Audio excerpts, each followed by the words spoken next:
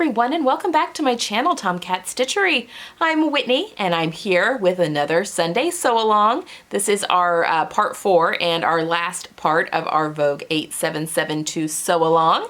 Today I'm going to be putting the buttons, buttonholes and buttons on the shirt, and then also showing you how to make bias tape. I like to finish off the hems of all of my shirt tail hems with bias tape. I just think it's a lot easier and has a really beautiful finish, and you can use contrasting fabric if you wanted to. I do enjoy using men's neckties because those are cut on the bias. Makes it really easy to make bias strips out of that. Actually, I have a video for that. I'll pop a link up here to that video if you're interested in, instead of using self fabric for the bias tape, if you'd rather use men's ties, it's just as easy to cut bias strips from there, and then you can make the bias tape the same way that I'm making them in this video today.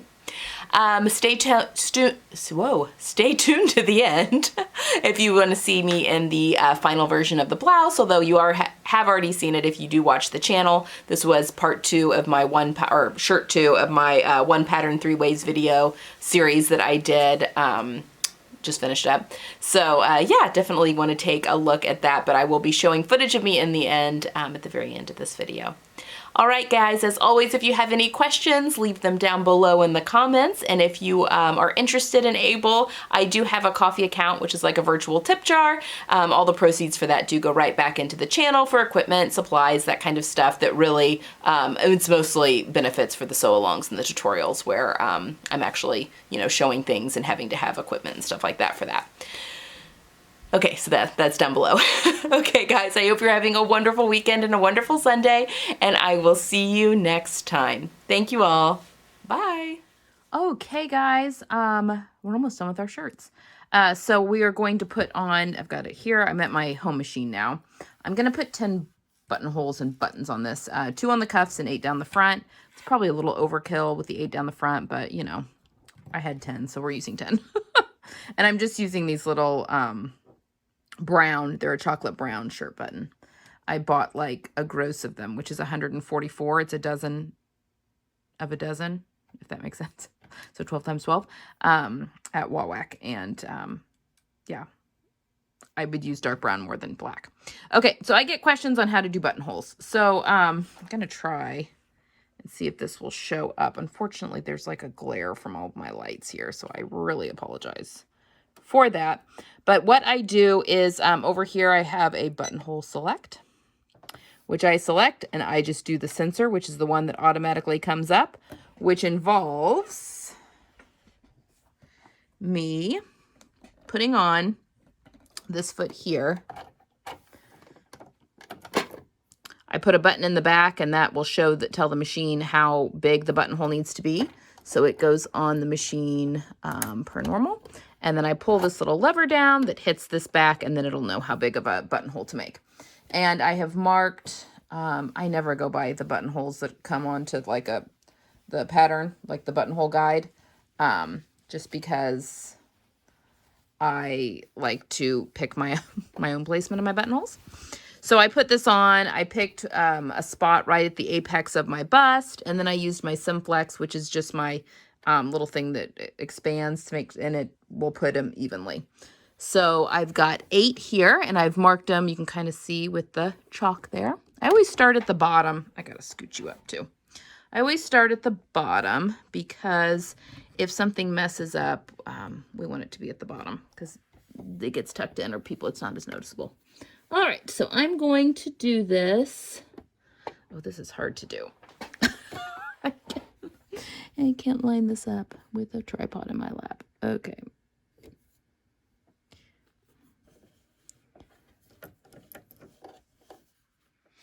Okay. I'm going 1/2 inch away from the edge, lining that up so that it's straight. I'm doing vertical buttonholes. And then I just hit the pedal.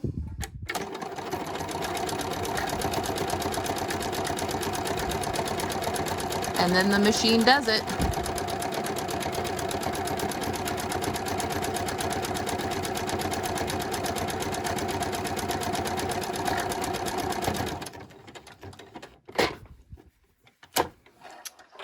And then trim your threads. I actually do my buttonholes chain style, like then I just move it up to the next one. But I'm gonna do that. I need to be in front. I can't do that with a tripod on my lap. So anyway, there's the buttonhole. The Genomes don't make the best buttonholes, but they're okay. So my next step is I'm gonna hit the front and the back of the buttonhole right in the center with some fray check before I cut them open. So I will show you how I do that. I'm gonna go ahead and do the rest of these buttonholes real quick, and then I'll meet you at the ironing board. Okay, now that I've got all of my buttonholes made, let me find them. All right. So now on all 10 of them, so I've made 8 down the front of my blouse and 1 for each cuff, so 2 there. So you can see, oh gosh, be in frame, Winnie. Let me lower this just a hair. Okie dokie. All right, now we're cooking with gas. Okay, so now what I'm gonna do is I'm going to take fray check, and this is just plain old Dritz fray check. I get mine from WAWAK, but you can get it anywhere. And I'm just going to, hold on, I know I'm out of frame, but I'm just gonna, oh, hold on. You'll see me in just a second. Sometimes, there we go.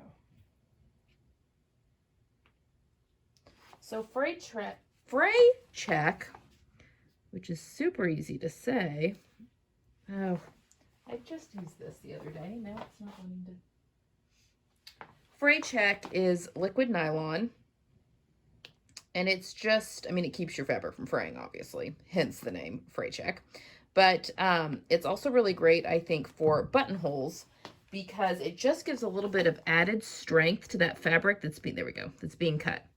So you're going to see me. I just go right in the middle of my buttonhole and I just hit a line of fray check all down the front. It's easy to do, obviously, down the front. I'm going to go out of frame again, so I'm just hitting all of the buttonholes. And then once I've hit them on one side, I actually, this is a trick I picked up from the bridal workroom, is to then go back with your iron and steam, and it makes the fray check, that is so hard to say, not crunchy. So it kind of softens it up, but still has the same effect.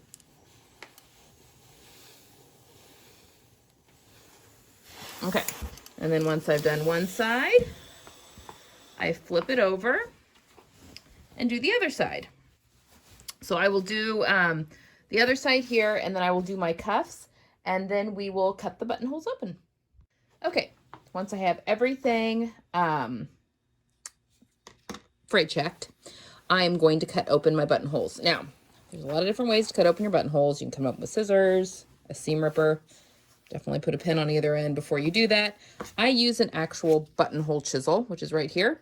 I get it sharpened just as often as I get my scissors sharpened, and the same guy does that as well. So I have a self-healing rotary cutting mat here. I don't use this one very often, but it comes in handy for stuff like this. And basically all I'm gonna do is stick this very carefully in the middle of the buttonhole and press down. Sometimes you gotta go one up. And there you go. Open buttonhole. So I'm gonna go ahead and do this all down the front of my shirt, and then I'll come right back and show you how I mark for my buttons. All right, once your buttonholes are all cut open, now it's time to mark for the buttons. So what I do, my mentor taught me this one, my sewing mentor. So shut the shirt like you're gonna, not like you're gonna wear it, but here are the two edges of my shirt, and I'm gonna put them wrong sides together. So right side, right side. So this is not how you would button them, but I put them wrong sides together. Obviously this is the front of the shirt. And then I'm going to take a pin and stick it through the middle of the buttonhole. And I'm going to do that all the way down the front of the shirt. And then on the other side, I'm just gonna mark it, and that's where I'll sew that button on. So I'm just gonna do that all down the front, and I do the same thing with the cuffs. So that's how I mark for my buttons, and then you can either sew your buttons on by hand, or my machine has a button stitch, which basically just drops the feed dogs down and does a in place zigzag stitch. My home machine does that. So I'm going to go ahead and do that and attach the buttons on the cuffs and down the front of the blouse. And then I will be back to show you how I make my bias tape, and then we'll hem this shirt. All right, our last step in this sew along is to do the hem. Then I'm going to make bias tape. So I'm going to show you how to do that. So number one, I have a bias tape maker kit here. You don't have to have the kit, but I got mine off Amazon. I think it's like $20. But we're going to be using the 1-inch bias tape maker. I think I've got a 2-inch, which means it takes a 2-inch wide piece of bias tape and folds it the sides in evenly for you. So it would take a 2-inch piece and turn it into a 1-inch. This is 1.5, so it would turn into 3/4, and then this is 1 inch. So it goes in 1 inch, comes out 1/2 inch. And then this is a 1/2 inch that goes 1/4 inch. This is the one I use the most often. And then it has, actually has a bias tape foot for your sewing machine. I've actually never used that. And then this little guy to help guide it through, and I'll show you how that works in just a second. So those are the two things that we're pulling out from that little kit. So we have to sew our tape together first. So bias is just strips, and again, I cut mine 1 1/8 inch wide. Even though we want a 1 inch wide, I find if you do it a little bit bigger than 1 inch, it just goes through this so much better, and you get a more even fold over. So that's what I'm gonna do. If you're using slippery fabric and it has not been spray starched, now is a good time to spray starch your bias strips. It makes them much more stable and much more easy to handle. Okay, so we're going to sew ours together, right sides together. So the way you sew bias strips together it's not as easy as, you know, putting it right sides together and sewing and then opening. That's not how it works with bias, because you want to keep the bias properties. So what you do, right sides together, is you actually want to lay them at a right angle to each other. Obviously, I've got the selvage that are on here, which actually makes it quite a bit easier to see. So right sides together, we're going to line these up, and you want to offset. I'm actually just going to line up that selvage. Offset your ends. So as you can see, this end extends past here and past here. So the idea is once you've sewn the seam allowance, you know, diagonally here, we're going to be following along on the grain. When it gets turned back on itself, you want it to be one continuous piece. Does that make sense? I hope it does. So this makes it really easy. So what I'm going to do is I'm just going to sew. I have 3 strips here, and I'm really not sure how much I need. I don't know how long these are. I probably have more than I need, but I'd rather have that than not enough. So basically you want this to overlap about what the seam allowance is. So I'm just going to go to the ironing board, the sewing machine real quick, and I'm going to sew these together, and I'll be right back.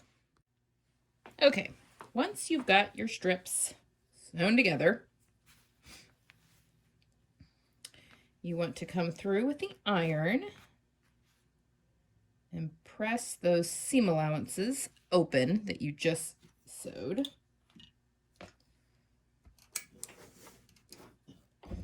I just did 2 seams, so.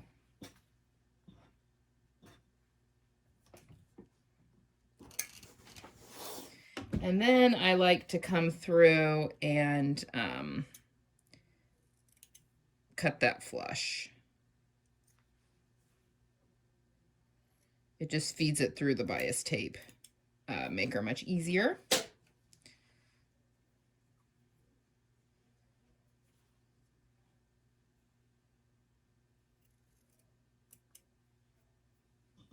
There's also ways to do continuous bias tape where you sew 2 parallelograms together.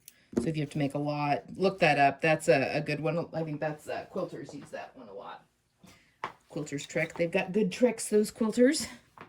Okay, so now we want to make our actual single fold bias tape. So we need to determine, okay, so we want it wrong side up. So I know it's wrong side up because there's my seam allowance.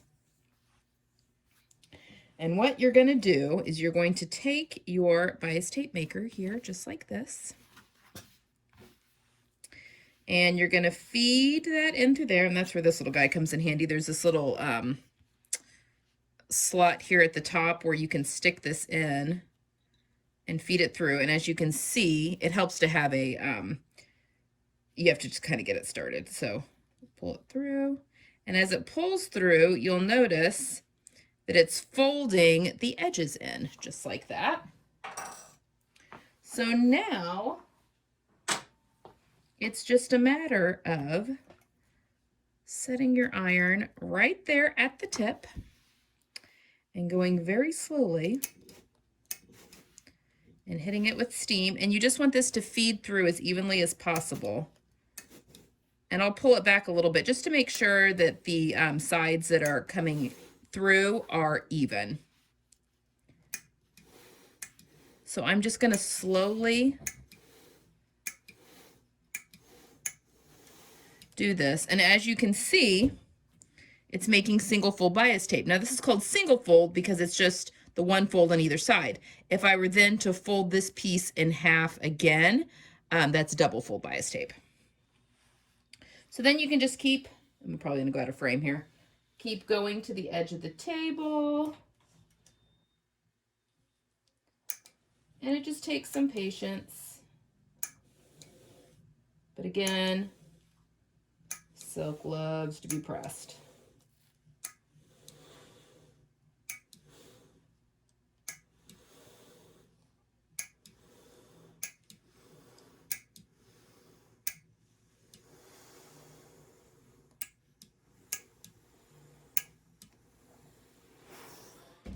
And there you have it. So I'm just going to keep doing this to the rest of this tape, and then I'm going to meet you at the sewing machine. Alrighty. Okay, I've got my bias tape. It's been all nice and pressed. And now we are going to do the hem of this shirt. Now, again, this is kind of just something I do because shirt tail hems have a lot of curve. I just think the bias tape makes it just way easier. But we're actually going to sew with the bias tape on top, which is a little, sorry, I'm trying to get to the into the shirt. There we go. Which is a little atypical. Typically you would sew with bias tape against the feed dogs because it's the less stable side. But the reason we want it on top is, I'm going to find the end of my tape. It's right there. I'm just going to let the tape kind of dangle in my lap here. We're going to be putting the tape and the shirt right sides together. So this is the right side facing up. And actually, I'm going to cut. This is the start where it gets kind of weird. Just cut that off. Okay, so we've got our two folds that go in. We're going to unfold them. And we're going to line up, we really just need to unfold the one side. We're going to line up our raw edges there. And you want to go, you want to put quite a bit over. You can always, oops, you can always cut off. Oh, for heaven's sake. You can always cut the excess off in the next step. So you want more bias tape hanging over the edge. Okay. So now we are just going to sew right, it's 1/4 inch, but right in this crease that we pressed in.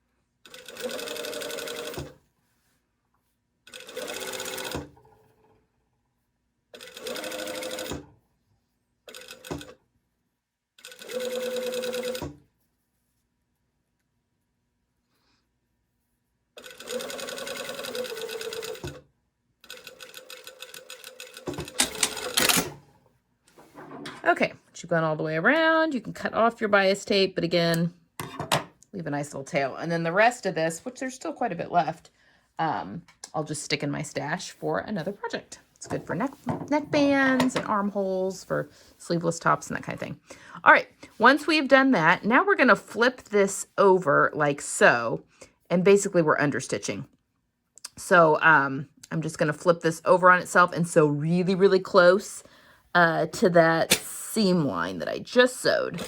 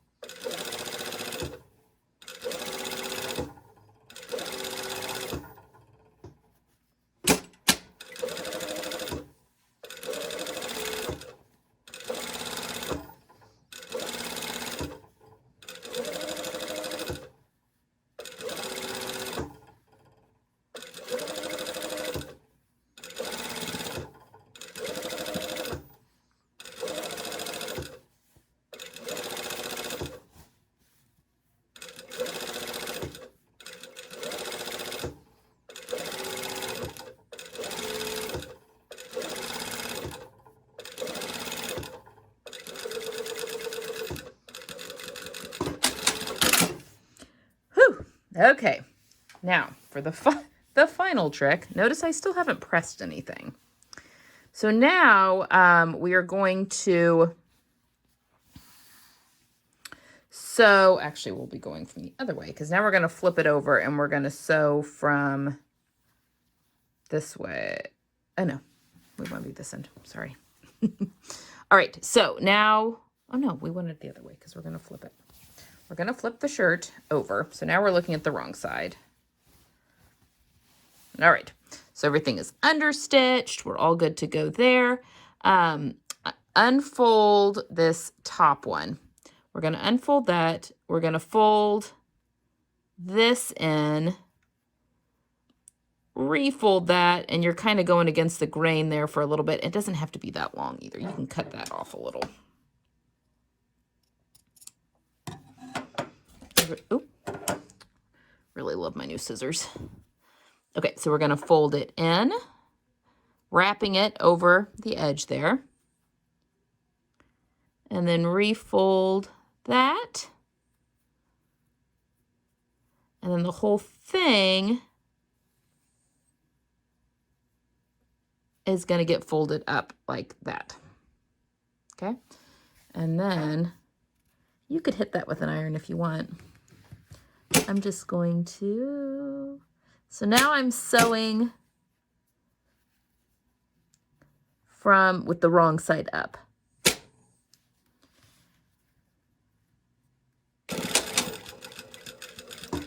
And now I'm just folding that whole piece of bias tape because it will naturally, that other edge will just naturally fold in. So now I'm just folding right across that top line and making sure I want the seam to be favoring on the wrong side here. I mean, don't pull anything. Kind of like let it naturally, because when you do that understitching, it just kind of naturally wants to lie correctly.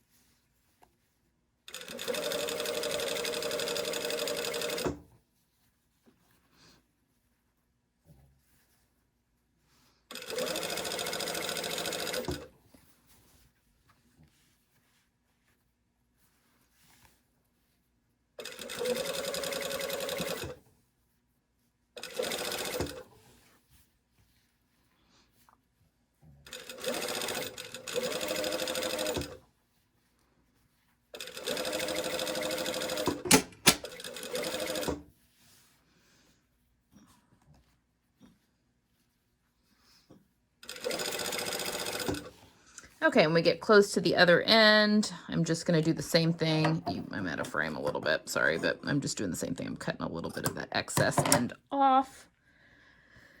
And then I'm going to wrap it.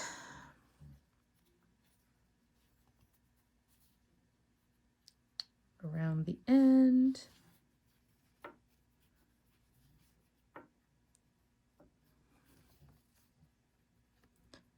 And then let it fold. And then fold it up. And I'm actually, oh, we're probably good. I was going to put a pin, but I think we're probably good.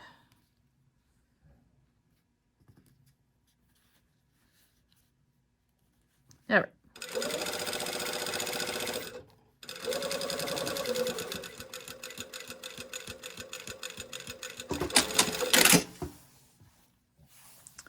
All right, so there is our hem, our nice bias finish. I'm going to go hit it with a iron and get it nice and pressed. And then the last step on this shirt is just to run it through the wash, which I'm going to do before you see it next, because it's pretty crispy. Not in all areas, but there are some areas that very much feel like a silk organza.